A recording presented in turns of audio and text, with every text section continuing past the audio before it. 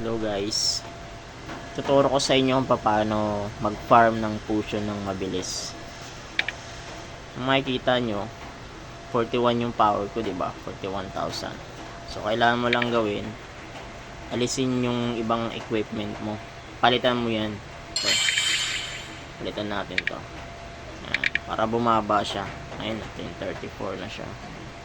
Tapos kunin natin tong stuff. And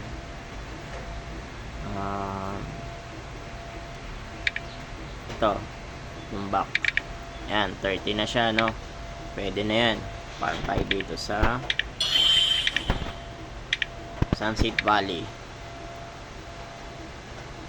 Dito tayo magpo-farm.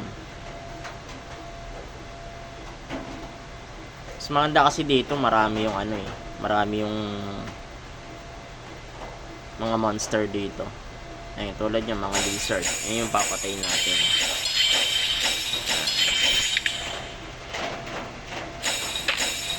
Ilulure mo lang siya hanggang dumami. Ayan, isisid mo ng isil. Marami kang makukuha dito. Potion, equipment, para sa pag-forge, at saka yung gold. Yan, makukuha natin lahat yan. Pero yung pinaka mo dito, focus mo is yung potion. Yung potion na yan gagamitin natin para sa paparating na event. Kasi may bagong may bagong update. Tapos yung potion na yan gagamitin natin pang arena. Hindi pa natin natatapos yung arena natin eh. Iniipon ko pa. Yun guys. Yun lang. Salamat.